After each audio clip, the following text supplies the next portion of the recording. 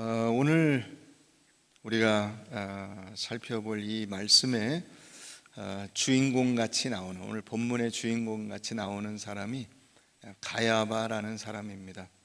이 가야바는 이 해의 대제사장이었다, 이렇게 말하고 있는데, 사실 이 사람이 이 해의 대제사장이라고 표현한 것은 그 해가 어떤 해인가를 우리에게 가르쳐 주시기 위함이 아닐까 하는 생각을 저는 해봅니다. 이 해는 어떤 해냐? 예수님이 진정한 대제사장임을 온 세상에 선포하신 해입니다.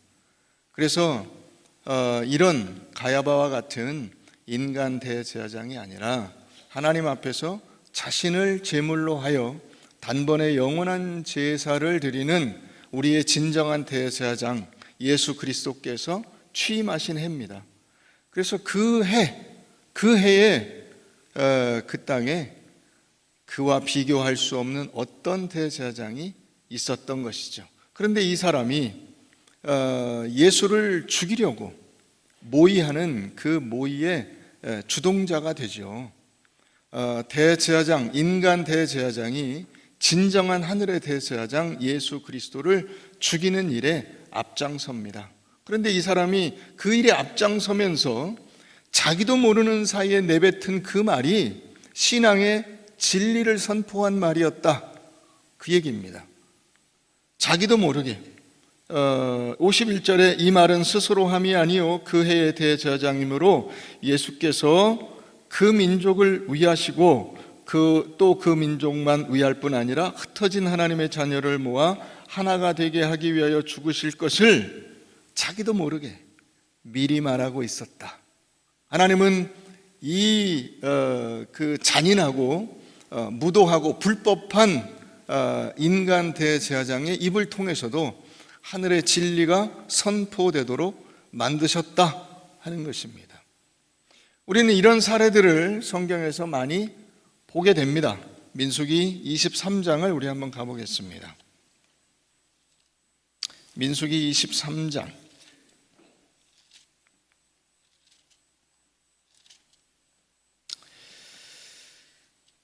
민수기 23장에 보면 그 모압의 왕 발락이 이스라엘을 대적하기 위해서 그냥 군대로 대적하는 것에는 이게 다 실패했다는 소리를 듣고 영적인 힘으로 대적하기 위해서 발람이라고 하는 이방 무당을 불러다가 이스라엘을 저주하려고 모의했습니다. 그래서 그 꾀를 내서 발람을 초대하죠.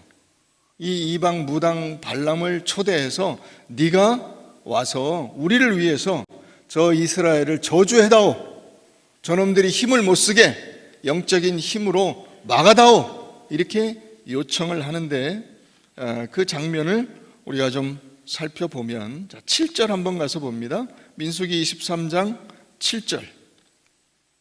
발락이 나를 아람에서 모압 왕이 동쪽 산에서 데려다가 이르기를 와서 나를 위하여 야곱을 저주하라, 와서 이스라엘을 꾸짖으라 하도다. 하나님이 저주하지 않으신 자를 내가 어찌 저주하며 여호와께서 꾸짖지 않으신 자를 내가 어찌 꾸짖으랴. 11절 가서 보면 발락이 발람에게 이르되 그대가 어찌 내게 이같이 행하느냐, 나의 원수를 저주하라고 당신을 데려왔거늘 당신이 오히려 그 사람들을 저주하지 않고 축복하였도다. 발람이 대답하여 이르되 여호와께서 내 입에 주신 말씀을 내가 어찌 말하지 아니할 수 있으리이까. 자기도 모르게 하나님이 하나님이신 것을 선포하고 있다 이거죠. 하나님의 백성을 저주하라고 데려왔더니 그 저주하라는 무당이 지금 무당 입에서 뭐라고 하고 있냐? 하나님이 온 세상을 다스리십니다. 그분이 축복하신 자를 내가 어떻게 저주합니까? 하고 와서 이야기하고 있는 겁니다. 이건 자기도 원치 않는 내용이에요. 이런 내용을 말하려고 거기에 쓴 것은 아니에요. 이 발람은 어떻게든지 해서 발락의 소원을 들어주고 자기의 재물을 챙기고 자기의 유익을 확보하려고 그리고 간 거예요. 그런데 입 밖으로 말이 안 나오는 거예요. 이스라엘을 저주하는 말이 안 나오는 거예요. 자, 그러면서 밑으로 더 내려가 보실까요? 18절 가봅니다. 발람이 예언하여 이르기를 발락이여 일어나 들을지어다. 십볼의 아들이여 내게 자세히 들으라. 하나님은 사람이 아니시니 거짓말을 하지 않으시고 인생이 아니시니 후회가 없으시도다. 어찌 그 말씀하신 바를 행하지 않으시며 하신 말씀을 실행하지 않으시랴. 내가 축복할 것을 받았으니 그가 주신 복을 내가 돌이키지 않으리라. 야곱의 허물을 보지 아니하시며 이스라엘의 반역을 보지 아니하시는도다. 여호와 그들의 하나님이 그들과 함께 계시니 왕을 부르는 소리가 그 중에 있도다. 여러분, 우리가 이 19절 같은 경우에는 하나님의 그 신실하심과 일관성에 대해서 종종 인용하는 말씀인데, 이 말씀을 누가 했냐? 발람이 했습니다. 발람이. 이 세상 그 타락하고 하나님을 그 대적하려고 마음 먹고 있는 이 부도한 그 불신자의 입에서 하나님에 대한 신실한 진리가 선포되고 있는 것입니다. 하나님은 사람이 아니시니 거짓말을 하지 않으시고 인생이 아니시니 후회가 없으시도다. 어찌 그 말씀하신 바를 행하지 않으시며 하신 말씀을 실행하지 않으시랴. 우리가 이 말씀을 종종 들으면서도 발람이 했다는 것을 생각해 보면 깜짝 놀라게 되는 것입니다. 이야, 발람의 입을 통해서 하나님이 이 하나님에 대한 놀라운 진리를 선포하게 하시는구나. 자, 이뿐인가요? 우리 마가복음 15장을 한번 가보십시다. 마가복음 15장.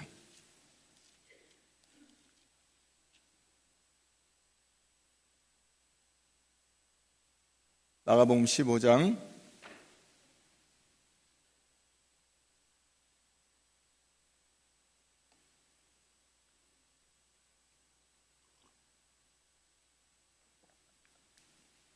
2절입니다. 빌라도가 묻되 내가 유대인의 왕이냐? 예수께서 대답하여 이르시되 내 말이 틀리다? 옳도다. 여러분, 빌라도가 옳은 얘기를 하고 있습니다. 예수님이 그것을 확인해 주십니다. 내가 유대인의 왕이냐? 내 말이 옳도다. 내가 온 세상의 왕이다. 유대인의 왕 정도가 아니다. 나는 로마의 왕이고 온 세상의 온 우주의 왕이다. 내 말이 옳도다. 이걸 한 번만 얘기했냐? 아닙니다. 9절 가서 보세요. 빌라도가 대답하여 이르되 너희는 내가 유대인의 왕을 너희에게 놓아주기를 원하느냐? 여러분, 빌라도가 누굽니까?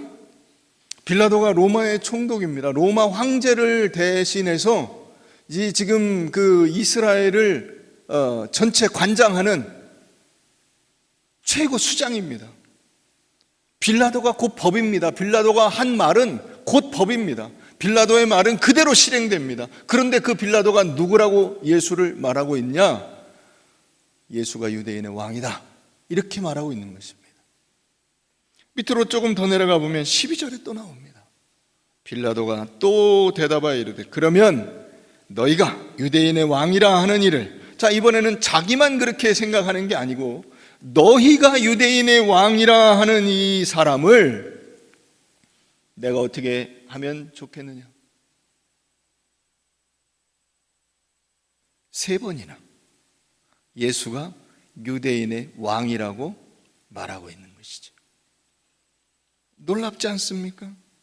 여러분, 무가치하고 이기적이고 영적인 진리를 모르고 무법하고 잔인한 이 가야바의 입술을 통해서 그가 전혀 알지 못하는 사이에 예수에 대한 기본적인 진리, 구원의 기본적인 핵심 진리를 선포하고 있는 것입니다. 예수께서 자기를 죽이고 배척한 히브리 민족뿐 아니라 온 세상을 위해서 죽으시는 분이라는 사실을 명확히 선포하고 계십니다. 놀랍지 않으십니까? 그 정도로는 뭐 깜짝 놀라지 않는다 이겁니까? 끝까지 입을 다물고 계실 겁니까? 자, 이사야 45장을 가보십시다. 이 하나님의 통치에 대해서 우리가 분명히 확인하고 넘어가야 되죠. 이사야 45장. 하나님께서 어떤 사람들을 쓰시는가 하는 겁니다. 하나님이 쓰시는 사람들은 그러면 일반적인 사회에서 인정받는 사람들만 쓰시는가? 그렇지 않다 하는 것이죠. 이사야 45장, 여호와께서 그의 기름 부음을 받은 누구에게? 고레스에게.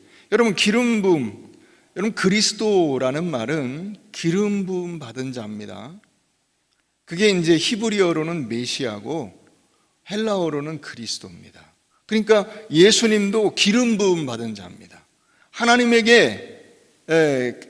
기름 부어서 하나님의 목적과 뜻을 위해서 사역하는 하나님의 사역자입니다.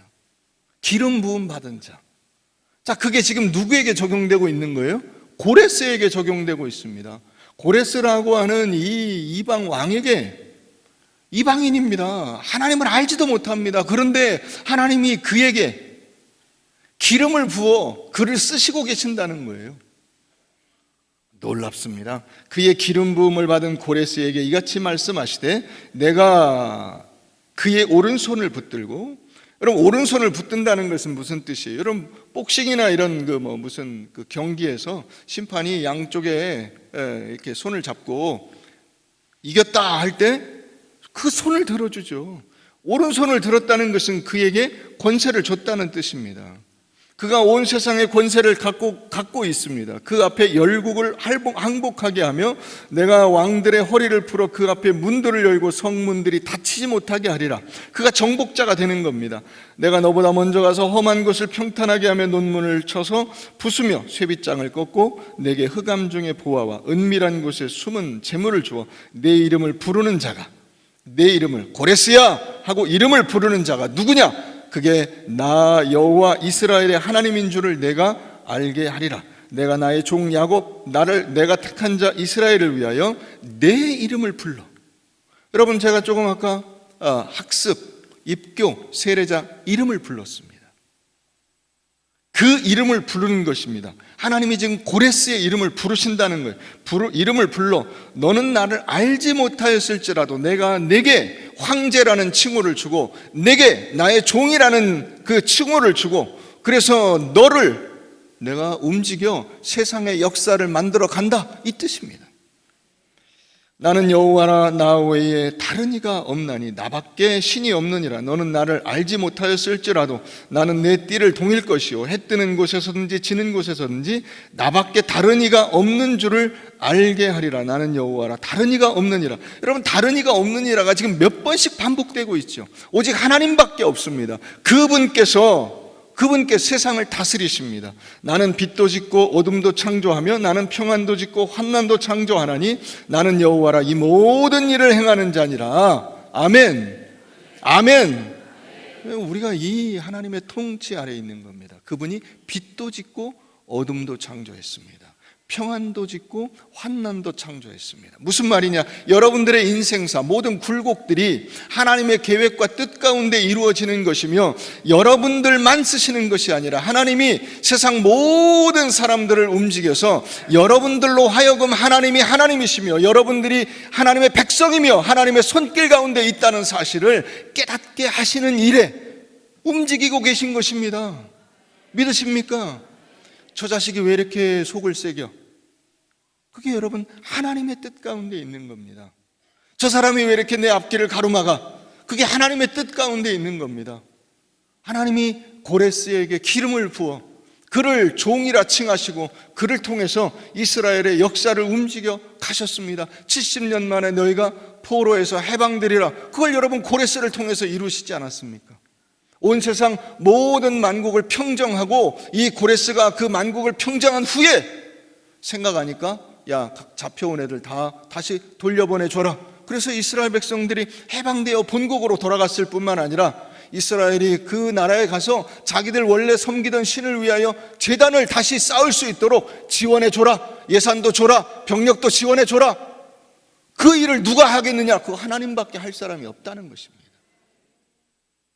이게 여러분 하나님의 통치, 하나님의 권세.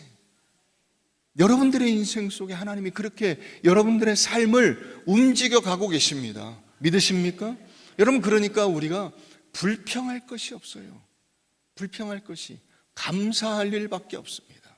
하나님 감사합니다. 저에게 이런 어려움을 주셔서 감사합니다. 이 어려움을 통해서 내가 하나님의 자녀인 것을 확인케 하시고 하나님의 말씀대로 사는 것이 진정한 인생의 본분임을 깨닫게 하심을 감사합니다. 그래서 여러분, 핍박하는 자들을 위해서 축복할 수 있게 되는 거예요. 그래서 나를 힘들고 고통스럽게 하는 사람들을 위해서 축복할 수 있게 되는 거예요. 그 속에 깃든 하나님의 섭리를 알고 깨닫고 나면 감사할 것밖에 없는 거예요.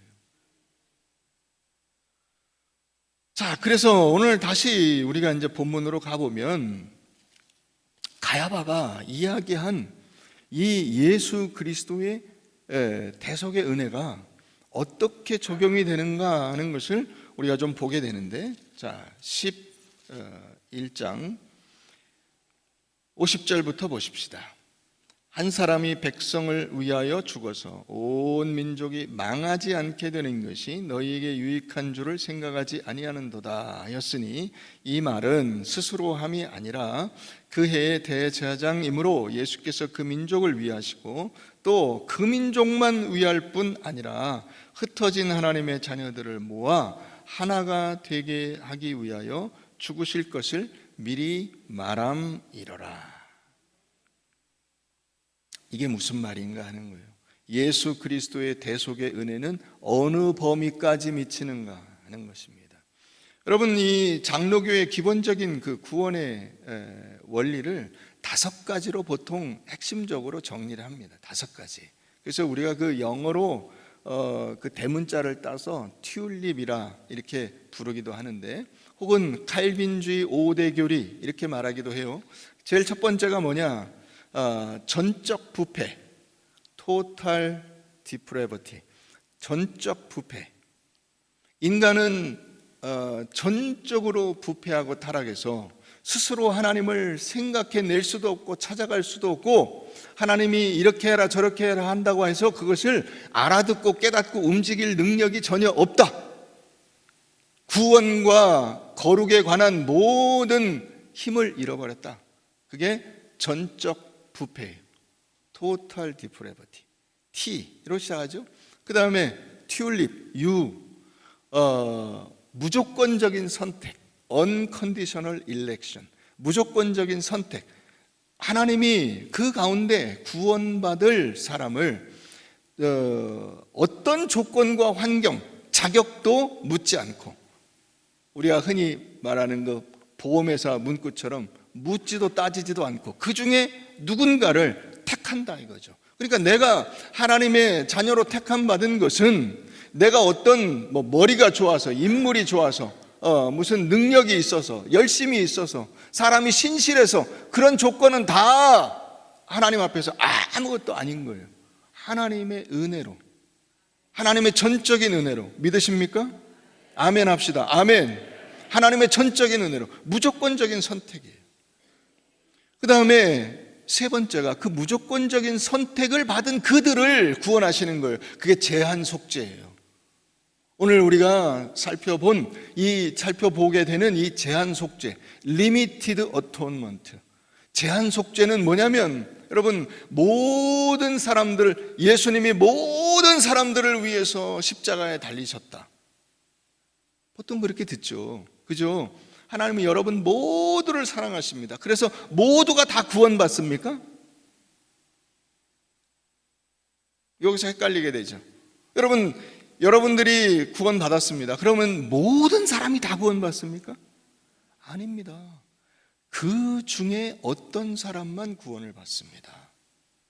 그게 제한 속죄예요. 제한 속죄. 자, 그건 튤립 마저 얘기합시다. 그 다음에 불가항력적인 은혜, irresistible grace, 저항할 수 없는 은혜. 다시 말하면 하나님이 이렇게 구원하시기로 작정한 그 사람은 자기가 아무리 그것을 부정하고 받아들이지 않고 불신하려고 해도 거역할 수 없게 만드신다는 거예요. 우리가 누구를 볼 수 있습니까? 사도 바울을 볼 수 있죠. 사도 바울이 그 예수 복음을 전하는 스데반을 돌로 쳐 죽인 사람 아닙니까? 그 주동자입니다. 잔인한 사람이에요. 그래서 그 스데반 같은 사람들 다 잡아 죽이려고 다메섹이라고 하는 도시로 가다가 거기서 중간에 하나님이 그를 부르시죠. 사울아 사울아 네가 왜 나를 박해하느냐. 저항할 수가 없습니다. 주여 누구십니까? 주여 누구십니까? 그 꼬꾸라집니다. 그리고 그는 이방의 사도로 하나님께서 작정하신 그대로 갈 수밖에 없게 되는 것입니다. 이게 불가항력적인 은혜입니다. 다섯 번째로 성도의 견인, Perseverance of Saints. Perseverance of Saints. 성도로 부름받은 그 사람은 삶의 고난과 어려움을 극복해내고 인내하고 그걸 견뎌내고 끝까지 주님이 부르신 그 자리에 당도하게 하나님이 만드신다. 믿습니까? 여러분들의 인생도 마찬가지예요. 하나님께서 끝까지 변치 않고 하나님의 말씀대로 살아서 하나님께서 마지막에 만나시리라고 약속한 그 자리에서 여러분들을 기쁘게 만나 주시고 여러분들을 칭찬하시고 상급을 주실 줄로 믿으시길 바랍니다. 이게 칼빈주의 5대 교리, 장로교의 구원의 핵심적인 내용입니다. 그러니까 전적 타락, 무조건적인 선택, 제한 속죄, 불강력적인 은혜, 성도의 견인. 자, 그 가운데 오늘 우리가 이 제한 속죄를 이 가야바를 통해서 다시 한번 확인하게 되는 것입니다. 누구든지 예수 믿으면 구원받는다 라고 하는 말은 일반론적인 면에서는 맞는 것처럼 보입니다. 그러나 구체적으로 들어가서 구원의 범주로 이야기하면 그 말은 틀립니다. 그 말은 틀립니다. 여러분, 모든 사람이 다 구원받는다면 지옥은 왜 있을까요? 지옥이라는 것은 구원받지 못하는 사람이 있다는 뜻 아닙니까? 복음을 받아들이지 않는 사람이 있다는 뜻입니다. 그래서 이 제한 속죄에 반대되는 개념이 보편 속죄인데 그 보편 속죄, 유니버설 어톤먼트를 주장하는 사람들은 지옥이 없다고 주장합니다. 그렇지 않습니다.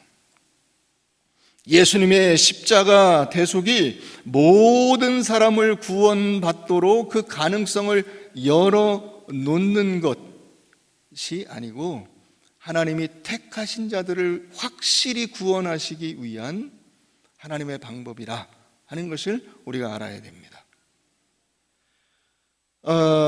예를 들어서 여러분, 우리 교회에 누구든지 올 수 있습니다. 그죠? 꿈과 사랑의 교회에 누구든지 다닐 수 있어요. 그러나 다 오지는 않습니다. 여러분들이 그 증거죠. 그 중에 어떤 사람이 여기 옵니다. 성남 시민 중에, 용인 시민 중에, 광주 시민 중에 모든 사람이 다 올 수 있지만 다 오지 않습니다. 그 중에 어떤 사람? 바로 여러분들이 여기 와 있는 것입니다. 이게 제한 속죄의 개념이에요.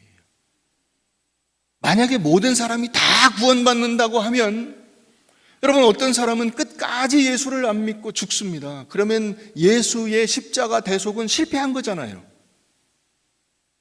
그죠? 그 사람은 결국 예수를 안 믿었으니까. 여러분들의 주위 사람 중에서 혹은 심지어 여러분들의 부모님 가운데서 어떤 사람들은 끝까지 예수를 안 믿었습니다. 그러면 모든 사람을 위해서 예수님이 십자가에 달려 죽으신 거야 라고 말하는 그 구원의 구체적인 범위가 그 사람에게는 해당이 안 되는 거잖아요. 예수는 헛되이 죽으신 거잖아요. 그럴 수는 없다. 그게 제한 속죄입니다. 예수님은 반드시 살려내기로 작정하신 그 사람을 살려내는 일에 자기의 온 그 생명과 피를 쏟아 그 사람을 구원해 내신 것이다. 그게 구원의 은혜입니다. 우리가 알고 있는 구원의 은혜입니다. 여러분들이 알고 있는 그 구원의 은혜의 범위가 모든 사람들에게 다 적용되지 않고 그 중에 하나님이 택하신 그 사람, 그 특별한 은혜를 받은 그 사람, 오늘 여기 지금 학습받고 입교하고 세례받은 우리 귀한 성도들, 여러분들 모두 여러분들에게 적용이 되는 겁니다. 이걸 거부하거나 부정하거나 싫다고 하는 사람들에게는 적용되지 않습니다. 하나님은 그 사람들을 구원하신다는 데에 여러분들이 잘못된 개념으로 착각해서는 안 됩니다. 예수님의 속죄는 지금까지 살았던 모든 사람의 죄를 덮을 만큼 힘이 있지만, 그러나 그 힘은 실제로는 예수를 믿기로 선택된 사람에게만 제한적으로 작용해서 그 사람만을 살린다라고 하는 뜻입니다. 그 사람은 반드시 살려내십니다. 모든 사람이 구원받을 수 있지만 실제로 구원하려고 작정하신 그 사람을 확실히 구원하시는 것, 그게 제한 속죄입니다. 그죠? 여러분들이 아이를 낳기 위해서 이제 남자와 여자가 만나서 합방을 하면 남자의 정자가 수억 마리가 갑니다. 그죠? 여자의 난자를 향해서. 그 중에 딱 하나. 그 하나가 가서 수정이 돼서 여러분들이 나오고 여러분들의 자녀들이 나온 거 아닙니까? 그죠? 그러나 모든 그 정자에 가능성이 열려 있습니다. 그렇다고 해서 모든 정자가 다 수정되는 것이 아닙니다. 제한 속죄라고요. 우리가 이것을 착각하면, 잘못하면 예수의 죽음을 헛되게 만들게 되는 것입니다. 하나님은 당신을 사랑하십니다 라고 말할 때 그 말을 들은 그 사람에게 하나님의 성령이 역사하셔서 그 사람이 마음을 열고 복음을 받아들이면 그 사람은 구원을 받습니다. 예수의 십자가의 구속의 은혜는 그 사람에게 적용이 됩니다. 그러나 그 사람이 끝까지 거부하면 그 사람을 위한 예수의 피는 없는 것입니다. 가능성은 열려 있습니다. 그럼에도 불구하고 그는 그 구원을 받아들이지 않고 그는 예수님의 속죄의 은혜로부터 멀어진 사람이 되는 것입니다. 우리 요한복음 6장 한번 가서 보십시다. 한 번 더 확인해 봅니다. 요한복음 6장 37절 가보겠습니다.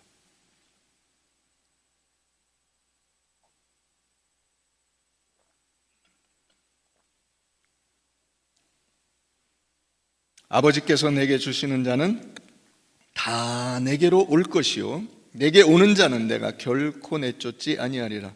내가 하늘에서 내려온 것은 내 뜻을 행하려 함이 아니요 나를 보내신 이의 뜻을 행하려 함이니라.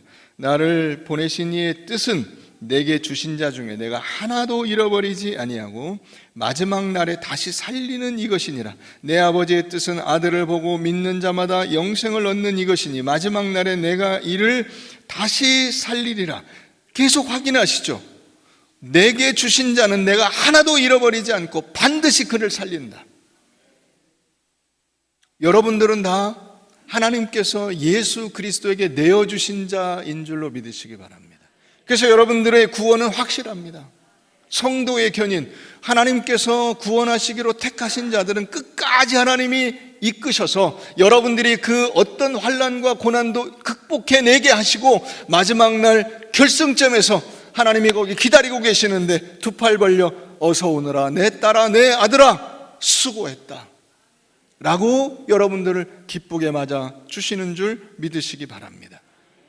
그게 구원의 핵심적인 진리입니다. 내게 주신 자 중에 내가 하나도 빼앗기지 아니하고 잃어버리지 아니하고 놓치지 않고 그 사람은 반드시 살려내고 구원의 완성까지 내가 함께하리라 하는 것입니다. 제가 얼마 전에 그 장훈 선수, 일본의 유명한 야구 선수였죠. 일본 프로야구 리그에서 전설적인, 아직도 그 기록이 깨지지 않고 있는 3085개의 안타를 친 선수입니다. 이 장훈 선수가 참 그 힘겨운 인생을 살았더라고요. 일제 시대 때 일본으로 이제 먹고 살기 위해서 경상도에서 일본으로 건너가서 거기서 이제 일본 생활을 시작했는데 1944년도에 동네에서 이게 그때 6살인가 뭐 이렇게 됐을 때인데 동네에서 친구들하고 모닥불 피워놓고 거기서 이렇게 고구마 구워 먹고 이러는 중에 어떤 차가 후진하는데 거기 깔려가지고 오른손 손가락 2개를 다쳤습니다. 그래서 그 사고로 이제 이를테면 이제 손에 장애를 입은 거죠.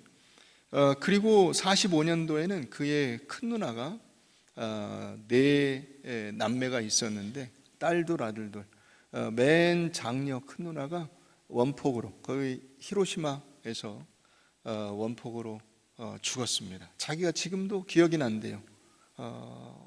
너무 뜨거워 하면서 죽어가는 그 누나의 입에 자기 엄마가 해줄 게 없으니까 포도알을 집어넣으면서 먹고 힘내라고 격려하던 그게 지금도 기억이 난답니다. 그렇게 큰 누나가 죽고 또 아버지가 그 다음 해에 일본 이제 한국에 잠깐 다니러 왔다가 사고로 죽습니다. 그래서 엄마가 4남매를 키우는 3남매를 키우는 거죠. 이제 하나가 죽었고 원폭에 1명이 희생되고 3남매를 키워냈습니다.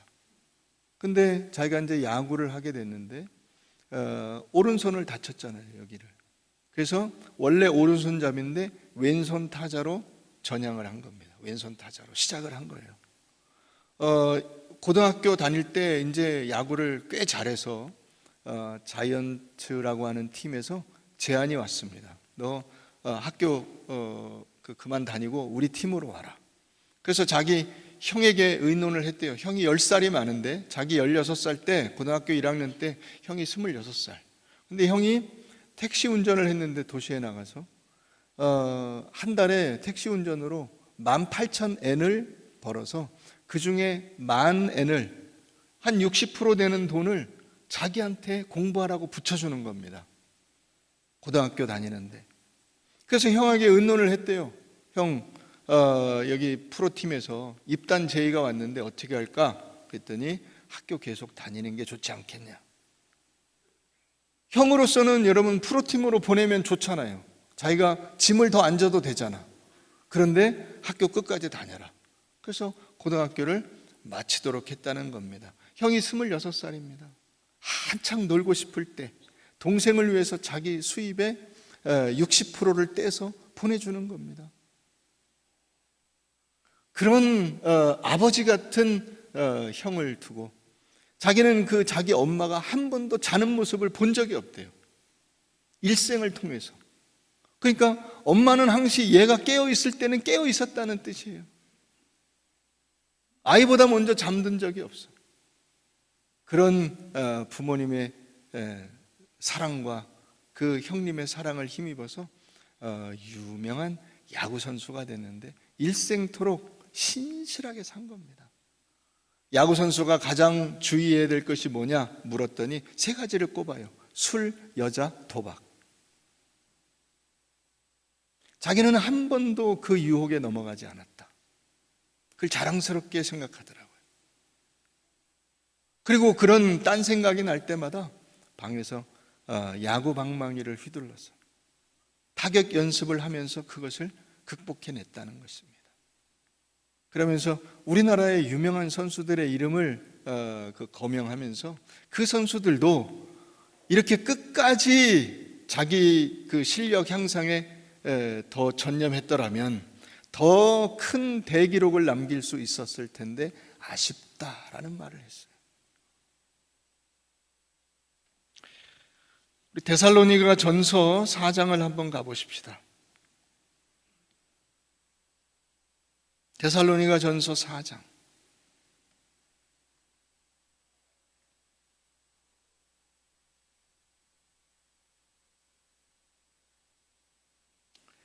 그러므로 형제들아 우리가 끝으로 주 예수 안에서 너희에게 구하고 권면하노니 너희가 마땅히 어떻게 행하며 하나님을 기쁘시게 할 수 있는지를 우리에게 배웠으니 곧 너희가 행하는 바라 더욱 많이 힘쓰라. 여러분, 우리가 어떻게 살지는 여러분들이 이미 알고 있다는 얘기입니다. 이미 알고 있습니다. 더 많이 들을 필요가 없습니다. 내가 아는 대로 살면 됩니다. 그게 뭐냐? 우리가 주 예수로 말미암아 너희에게 무슨 명령으로 준 것을 너희가 아느니라. 하나님의 뜻은 이것이니 너희의 거룩함이라. 곧 음란을 버리고 각각 거룩함과 존귀함으로 자기 아내 대할 줄을 알고 하나님을 모르는 이방인과 같이 세욕을 따르지 말고 이 일에 분수를 넘어서 형제를 해하지 말라. 이는 우리가 너희에게 미리 말하고 증언한 것과 같이 이 모든 일에 주께서 신원하여 주심이라. 하나님이 우리를 부르심은 부정하게 하심이 아니요 거룩하게 하심이니 그러므로 저버리는 자는 사람을 저버림이 아니요 그에게 그의 성령을 주신 하나님을 저버림이니라. 여러분들의 인생 속에 하나님께서 이런 구원을 받은, 이런 기가 막힌 구원을 받은 여러분들이 어떻게 살아야 될 것이냐? 거룩함과 신실함으로 살아라 라고 당부하고 있는 것입니다. 여러분들의 인생 속에 어려움과 고난이 있다 할지라도 낙심치 마십시오. 하나님의 말씀을 거역하지 말고 그분의 부르심에 성실하게 응답하십시오. 순종으로 자신을 내어드리시기를 바랍니다. 그게 여러분들의 인생의 본분이요, 여러분들의 복이요, 여러분들의 능력인 줄로 믿으시길 바랍니다. 우리의 능력은 다른 데 있지 않습니다. 나를 위해서 십자가에 달려 죽으신 예수 그리스도, 그분께서 나와 함께 하심이 나의 자랑이요 나의 능력입니다. 우리 모두 이것을 고백하면서 힘있게 주 뜻대로 살아가는 복된 성도들 다 되시기를 주의 이름으로 축원합니다.